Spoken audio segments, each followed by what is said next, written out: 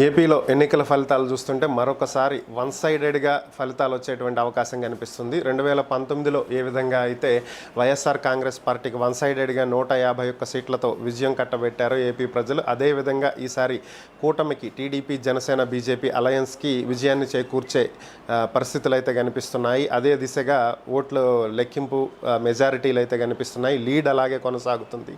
ఇక కొన్ని ముఖ్యమైనటువంటి స్థానాలు కనుక గమనించినట్లయితే దాదాపుగా 2019 నుంచి 2024 వరకు వైఎస్ఆర్ కాంగ్రెస్ పార్టీ ప్రభుత్వంలో మంత్రులుగా పనిచేసినటువంటి పలువురు తమ స్థానాలు కోల్పోయేటువంటి పరిస్థితి అయితే ఇక్కడ కనిపిస్తుంది.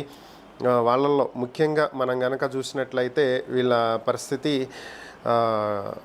రోజా గారు, బొగ్గన రాజేంద్రనాథ్ రెడ్డి గారు, అలానే అంబటి రాంబాబు గారు, బొత్స సత్యనారాయణ గారు, చెల్లుబోయిన వేణుగోపాల్ గారు, వీళ్ళందరూ కూడా తమ స్థానాలను కోల్పోయేటువంటి పరిస్థితి కనిపిస్తుంది. కొడాలి నాని కూడా ప్రస్తుతం వెనుకంజలో ఉన్నట్లుగా మనకున్నటువంటి సమాచారం. ఓవరాల్గా గతంలో మంత్రులుగా పనిచేసిన వాళ్ళు అందరూ కూడా ప్రస్తుతం లీడ్లో అయితే లేరు, అందరూ కూడా వెనకంజలోనే ఉన్నారు. మరి వీళ్ళ పరిస్థితి నెక్స్ట్ రౌండ్లో ఏమన్నా ముందుకు వస్తారా లేదా అనేటువంటిది అయితే చూడాల్సి ఉంది.